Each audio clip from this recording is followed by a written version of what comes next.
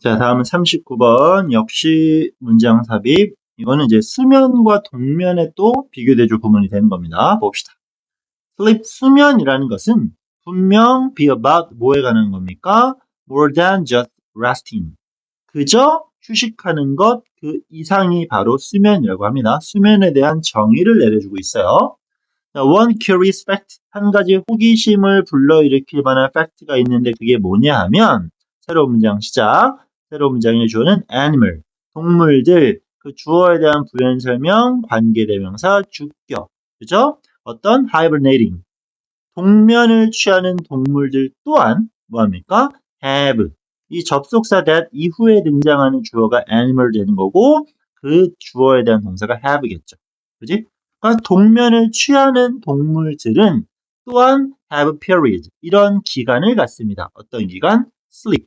그러니까 동면 중에 또 잠을 잔다. 수면을 한다는 얘기입니다. 그 사실은 다가옵니다. as a surprise. 깜짝 놀라. 누구에게? 우리 대다수에게. 하지만 hibernation, 그 동면과 sleep이라는 것은 are not the same thing. 아닙니다. at all. 전혀. not at all. 강한 부정. 전혀 동일한 것이 아닙니다.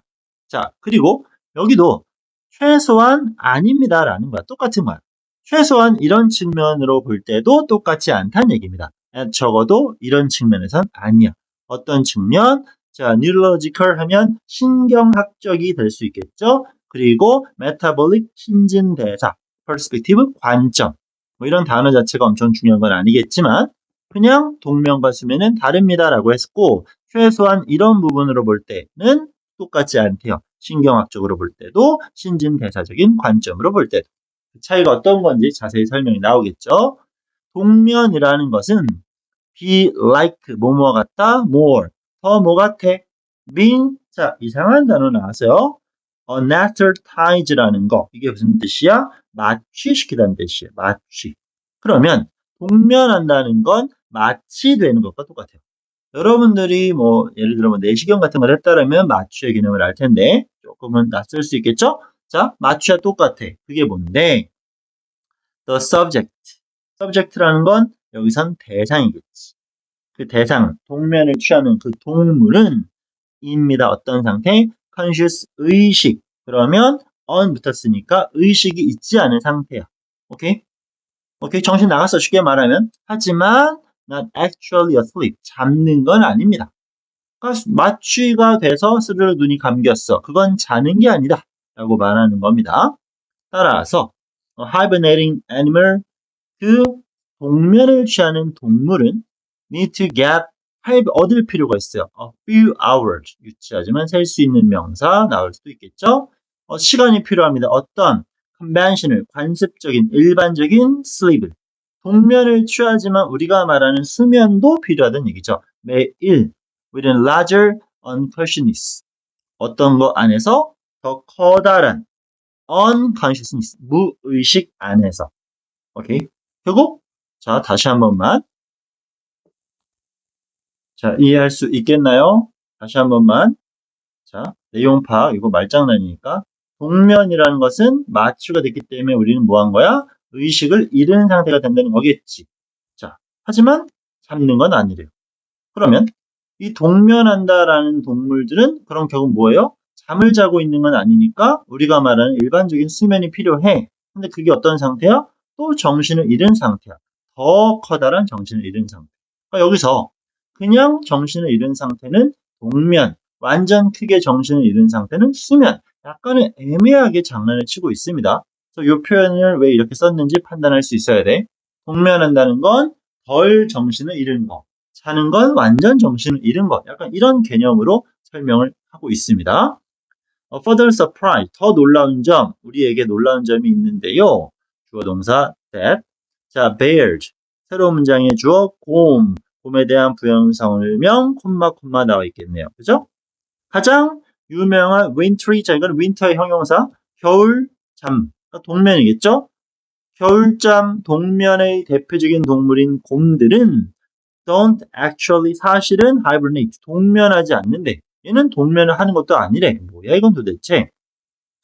real hibernation, 실제 동면이라는 것은 포함합니다. 엄청난 unconsciousness, 정신 잃은 상태를 포함해야 된대.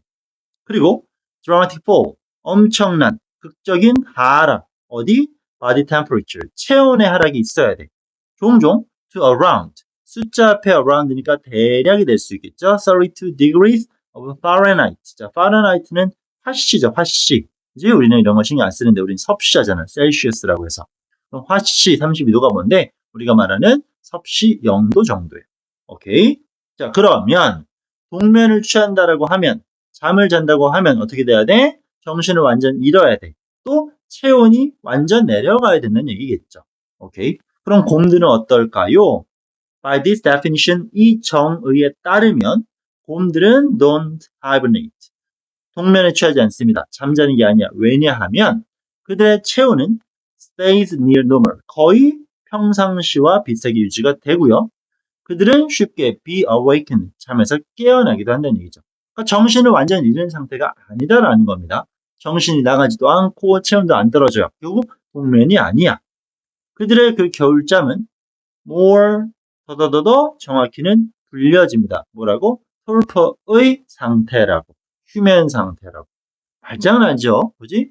동면과 수면을 장난쳤고 그 동면의 대표 주자인 곰을 봤더니 얘는 그저 휴면 상태이다라고 말하고 있어요. 이 torpor라는 건 보통 원래는 무기력한 상태를 설명할 때 많이 쓰이는데 이렇게 장난치고 있습니다. 그러니까 말은 다 똑같은 느낌이야. 하지만 어떤 단어를 쓰는지 약간의 차이가 뭔지, 특히 더 큰 정신 잃은 상태가 무엇인지 이런 것들 장난치는 거 조심할 필요가 있을 것 같아요. 그리고 그냥 이 의식을 잃은 상태라고 말하는데 우리는 subconscious라는 무의식의 상태를 설명하겠죠. 이거를 그냥 이렇게 서로 바꿔 쓰는 건 약간의 어떤 의미 차이가 있어요. 이 unconscious는 정신이 나간 상태를 설명하는 거고 subconscious는 그냥 의식이 있는 상태가 유지되고 있음을 보여주는 거니까 이 두 가지는 동일하게 일치한다 보기는 조금 무리가 있습니다. 오케이? 이 정도까지 살짝 주의합시다.